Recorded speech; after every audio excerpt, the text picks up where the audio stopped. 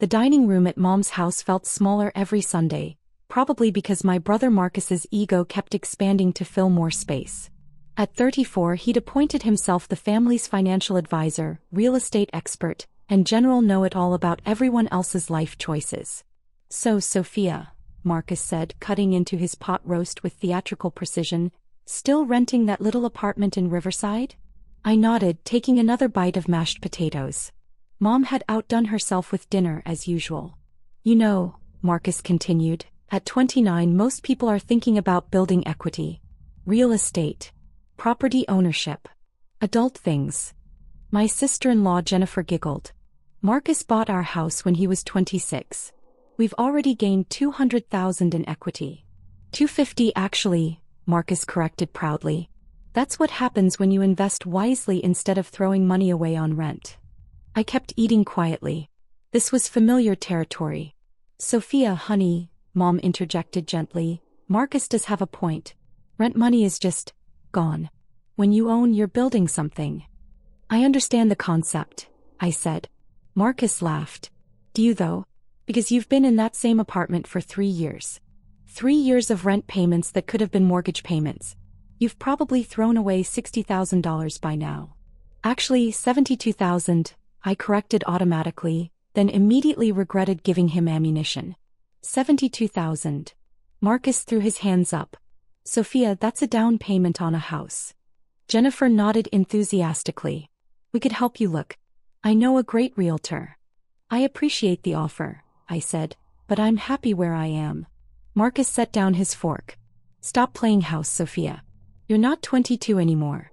You'll never afford real estate if you keep wasting money on rent." The words hit exactly the way he intended. Stop playing house. Like my life was some childish game instead of deliberate choices I'd made for very specific reasons. "Real estate isn't for everyone," I said quietly. "It's for everyone who wants to build wealth," Marcus shot back. "But you have to actually try. You have to take risks. You can't just hide in your little rental apartment forever." Dad finally spoke up. "Marcus, leave your sister alone." "Dad, I'm trying to help her. Someone needs to give her a reality check." Marcus was getting animated now, the way he always did when he thought he was winning an argument. "Sophia makes decent money at that tech company. She could qualify for a mortgage. But she's too scared to commit." "I'm not scared," I said. "Then what's the excuse? Bad credit? No savings? Or are you just content throwing money away forever?" I looked around the table. Mom was trying to change the subject by offering more bread. Dad was studying his plate like it contained the secrets of the universe. Jennifer was watching Marcus with adoring eyes, clearly impressed by his financial wisdom. "No excuse," I said finally. "I just prefer flexibility." Marcus laughed, not his real laugh but the condescending one he'd perfected in high school. "Flexibility. That's what people say when they can't afford commitment. Sophia, you're almost 30. At some point you need to grow up and invest in your future." "Maybe I have," I said quietly. "Have what? Invested in your future? How?" "By paying someone else's mortgage instead of your own." I took a sip of water, buying myself time.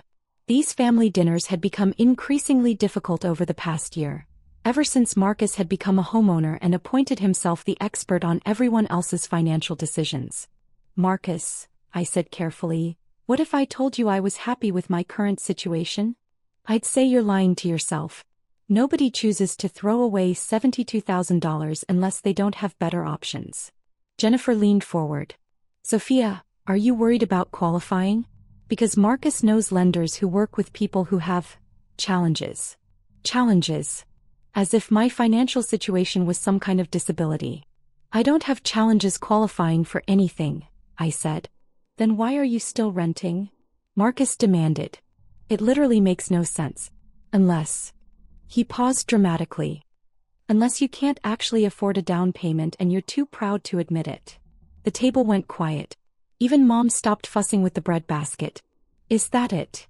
Marcus continued, his voice getting gentler in that fake concerned way that was somehow worse than his condescension. "Sophia, if you need help with a down payment, we're family. I could maybe lend you." "I don't need a loan," I interrupted. "Then what's stopping you? I mean really, what's the actual reason you're choosing to stay poor when you could be building wealth?" choosing to stay poor. The phrase hung in the air like smoke. I looked at my brother, really looked at him. Marcus, who'd bought his first house with money from Dad's business connections. Marcus, who worked in pharmaceutical sales and made good money but acted like he'd built an empire. Marcus, who genuinely believed that homeownership made him more successful than everyone else. You really want to know? I asked. Yes. I want to understand why my intelligent sister is making such poor financial decisions. I set down my fork and folded my hands in my lap. The reason I haven't bought a house, Marcus, is because I already own the building I live in. Silence. Very funny, Marcus said after a moment. And the building next to it, I continued. And the one across the street. Actually, I own the entire block. More silence. Jennifer laughed nervously. Sophia, that's impossible. I finished. Marcus, what's my address? What? My address. Where do I live? Marcus looked confused. 415 Riverside Avenue. Right. And where do you live? 422 Riverside Avenue. Why? Because we live on the same block, Marcus. Have for 3 years. And you're about to learn something very interesting about your landlord. The color started draining from Marcus's face. You see, I continued conversationally, when I was 26, younger than you when you bought your house, I started acquiring investment properties. Small buildings at first, then larger ones. 3 years ago, I bought the entire Riverside block. Dead silence. 12 buildings total. 36 units. Including the townhouse you're renting. Marcus's mouth opened and closed like a fish. The building I live in? I don't pay rent because I own it. I live in the penthouse unit, which has been completely renovated with custom everything. But I kept it modest from the outside because I didn't want to attract attention. Jennifer was staring at me like I'd sprouted wings. Marcus, I said gently, I'm not throwing away money on rent. I'm collecting it. From you. That's not possible, Marcus stammered. My landlord is Riverside Property Management, which is a subsidiary of Meridian Holdings, which is owned by STC Properties, which is my company. Sophia Thompson Company. STC. The realization hit him like a physical blow. Every month for 3 years, I continued, you've been paying me $3,000 in rent. Plus utilities. Plus the pet deposit for your dog. Plus the parking fee for your second car. Marcus's face had gone completely white. The funny thing is, I said, you're actually one of my better tenants. Always pay on time, take care of the property. Though I did have to charge you for that party damage last year. Mom found her voice first. Sophia, you own Marcus's house? Townhouse, I corrected. And yes, along with every other residential and commercial property on the block. The coffee shop, the dry cleaner, the little market, I own all of it. But your job, Jennifer said weakly. You work at a tech company. I do. I'm the CTO of a software development firm. We specialize in property management systems, which is how I got interested in real estate in the first place. I started with one small building, learned the business, and kept expanding. Marcus finally found his voice. This is insane. You can't own. How much where did you get the money? The same place you got your down payment, Marcus. I worked for it. The difference is, I started investing at 22 instead of talking about it. I pulled out my phone and opened an app. Would you like to see your payment history? You've paid me $108,000 over 3 years. Plus fees. Marcus grabbed the phone, scrolling through the payment records. His name was there over and over. Marcus Thompson, Unit 7B, $3,000. This is impossible, he whispered. Dad, I said, remember when I asked to borrow $50,000 when I was 22? You said I was too young for that kind of debt. Dad nodded slowly. I saved it instead. Took me 2 years, but I bought my first building with cash. No mortgage, no payments, just rental income. I used that income to buy the next building. Then the next. How many properties do you own? Mom asked. Currently, 47 buildings across the city. About 200 units total, plus commercial space.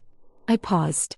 The portfolio is worth approximately $18 million. The silence was deafening. 18 million? Jennifer squeaked. That's just the real estate. There's also the software company, some stock investments, and a few other ventures. Marcus was still staring at my phone like it might change what he was seeing. The irony, I said, is that you've been lecturing me about real estate while paying me rent for 3 years. Every month you've been building my equity instead of your own. You should have told us, Mom said. Why? So Marcus could spend Sunday dinners explaining real estate to the person who owns his house. This is crazy, Marcus muttered. You live in a studio apartment. I live in a penthouse that I design myself. It's minimalist, not small. There's a difference. My phone started ringing. I glanced at the caller ID, Riverside Property Management. Excuse me, I said, answering the call. Sophia Thompson. Ms. Thompson, this is Jenny from the property office. We have a situation with Unit 7B. The tenant is 3 days late on rent and he's not responding to our notices. I looked at Marcus, who was listening to every word. 3 days late.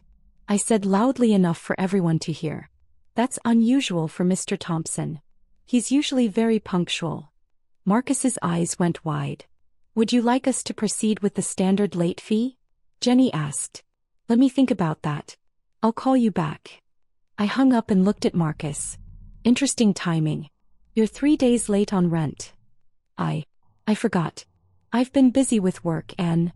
Marcus, I said gently, the rent was due Friday. It's Monday. The late fee kicks in tomorrow. How much is the late fee? Jennifer asked nervously.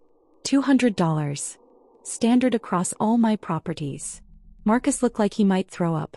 But, I continued, since we're family, I can make an exception. This time. You'd waive the fee? I'd consider it. If you apologize. Apologize. For the past 3 years of lectures about my financial decisions. For calling me financially irresponsible while I've been your landlord. For suggesting I need to grow up when I've built a multi-million-dollar real estate portfolio. The room was so quiet I could hear the grandfather clock in the hallway. Sophia, Marcus said slowly, I had no idea. Obviously. I'm sorry. I mean you never said anything and you live so simply and you assumed that simple meant unsuccessful. He nodded miserably. Marcus, I live simply because I choose to. Not because I have to. There's a difference. A big difference, Dad said quietly. Sophia, I'm proud of you. And I'm sorry I didn't support your first investment. It worked out, I said. I learned to be self-reliant. My phone buzzed with a text message. I glanced at it and smiled. Actually, speaking of investments, I have some news. Remember the old Morrison building downtown? The one that's been empty for 5 years. Everyone nodded. It was a landmark. A beautiful Art Deco building that had been declining for decades. I bought it last month. We're converting it into luxury condos. Pre-sales start next week. How much did that cost? Mom asked. $4.2 million. But the projected profit after renovation and sales is $12 million. Jennifer made a small choking sound. The interesting thing, I continued, is that the city is so excited about the project, they're fast-tracking all the permits. Historic renovation, green energy systems, affordable housing component, it hits all their priorities. Affordable housing? Marcus asked. 20% of the units will be reserved for moderate-income buyers. It's the right thing to do and it gets us tax incentives. I looked around the table at my family's shocked faces. The point is, I said, I didn't need to buy a house to build equity. I built equity by buying houses. Lots of them. But why didn't you tell us? Mom asked again. Because I wanted to see if you'd respect my choices without knowing my net worth. I wanted to know if you'd support me as a person, not just as a success story. The implications of that settled over the room like a heavy blanket. We should have supported you anyway, Dad said quietly. Yes, you should have. Marcus finally looked up from my phone. Sophia, I owe you more than an apology. I've been an ass. You have. A huge ass. For years. You've been quietly building an empire while I've been lecturing you about buying a starter home. Pretty much. He ran his hands through his hair. How do you even? Where do you go from here? You're 29 and you're worth more than most people make in their entire lives. I keep building. There's a shopping center in Westfield I'm looking at. And I'm considering expanding into commercial office space. Jesus. My phone rang again. This time the caller ID showed my lawyer's office. I should take this, I said, stepping away from the table. Sophia, it's David. I have news about the Morrison project. The city council voted unanimously to approve our tax incentive package. You're looking at an additional $2 million in savings. That's great news. There's more. 3 other developers want to partner with you on similar projects. Historic renovation is hot right now, and your reputation for quality work is spreading. I walked back toward the dining room where my family was sitting in stunned silence. Also, David continued, Forbes wants to do a feature on young real estate entrepreneurs. They're particularly interested in your affordable housing initiatives. Forbes. I could practically hear Marcus's brain exploding. I'll think about it, I said. Thanks, David. I hung up and returned to my seat. More good news. Mom asked. The Morrison project just got more profitable. And Forbes wants to interview me. Marcus put his head in his hands. Forbes. It's not a big deal, I said. I prefer to stay out of the spotlight. Not a big deal? Jennifer laughed, but it sounded slightly hysterical. Sophia, you're going to be in Forbes magazine. Maybe. I haven't decided yet. I looked at my brother, who was still staring at his hands. Marcus, I said gently, I want you to know, your rent isn't going up. You're a good tenant and I value having family in my buildings. He looked up with grateful eyes. Thank you. But I also want you to understand something. Success isn't just about homeownership. It's about making smart decisions, taking calculated risks, and working toward long-term goals. He nodded. You own one house. I own 47 buildings. We're both successful, just in different ways. Incredibly different ways, he said weakly. The difference is, I didn't spend 3 years telling you that your choices were wrong. The point hit home. I could see it in his face. Sophia, Mom said, we're proud of you. We should have been proud of you before we knew about your success, but we are proud of you. Thank you. And we're sorry we didn't see what you were building. I forgive you. All of you. Marcus finally smiled, his real smile this time, not the condescending one. Can I ask you something? He said. Sure. The day I moved in 3 years ago, did you know I was going to be your tenant? I grinned. Marcus, I bought the building after you signed the lease. I specifically targeted that block because I knew you lived there. His mouth fell open. You bought 12 buildings because I lived on that street? I bought 12 buildings because it was a good investment. But knowing my brother would be paying me rent? That was just a bonus. Everyone laughed. Real laughter this time, not nervous or condescending. So what happens now? Jennifer asked. How we finish dinner, I said. And maybe Marcus stops giving me financial advice. Deal, Marcus said quickly. But can I ask for some advice instead? What kind of advice? Real estate advice. Investment advice. How to build wealth without lecturing my sister about her poor decisions advice. I smiled. I think we can work something out. As we finished dinner, the conversation shifted to my projects, my plans, my vision for sustainable urban development. My family asked thoughtful questions instead of making assumptions. They listened instead of lecturing. It felt like the first real family dinner we'd had in years. Later, as I was leaving, Marcus walked me to my car. A modest Honda Civic that I'd bought specifically because it was reliable and inconspicuous. Sophia, he said, I'm sorry.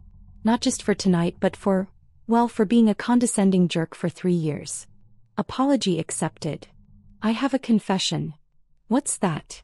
I always thought you were smarter than me. That's why I tried so hard to find areas where I could be the expert. Real estate seemed like something I understood and you didn't. And now. He laughed.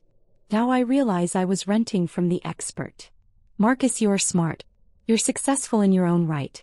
You don't need to tear others down to build yourself up. I know that now. He paused, looking at my modest car, my simple clothes, my understated jewelry. Can I ask why you live so normally? I mean, you could afford anything. I considered the question. Because I learned early that people treat you differently when they know you have money. They either want something from you or they assume you don't deserve it, or they try to prove they're better than you. Like I did. Like you did. I wanted to be loved for who I am, not what I own. Marcus nodded slowly. And we failed that test. At first. But you can retake it. How? By treating me the same way you would if I was still renting that studio apartment. By caring about my happiness, not my net worth. I can do that. Good. Because you're still my brother, Marcus. Rich or poor, I want you in my life. He hugged me then.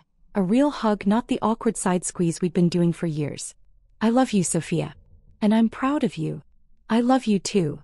As I drove home to my penthouse, my beautiful minimalist penthouse that I'd designed to be a peaceful sanctuary, I reflected on the evening. It had been satisfying to finally reveal the truth, but more importantly, it felt like we might actually become a real family again. My phone buzzed with a text from Marcus. Rent will be paid tomorrow. With an apology card. I smiled and texted back. Family discount applies. No late fee this time. 3 months later, Marcus started his own real estate investment journey. I helped him buy his first rental property, not because he needed the money but because he genuinely wanted to learn. He was a good student and, more importantly, a good brother. The Forbes article came out 6 months later. The headline read, "The Quiet Mogul: How One Woman Built an $18 million Real Estate Empire Before Age 30. Marcus framed it and hung it in his office. Not because he was proud of my money but because he was proud of my vision. And every month, like clockwork, his rent payment arrived on time. Sometimes with a little note. Thanks for being patient with your most embarrassing tenant. Because that's what family does. We pay our debts, learn from our mistakes, and build each other up instead of tearing each other down. Even when, especially when, we're paying rent to our little sister.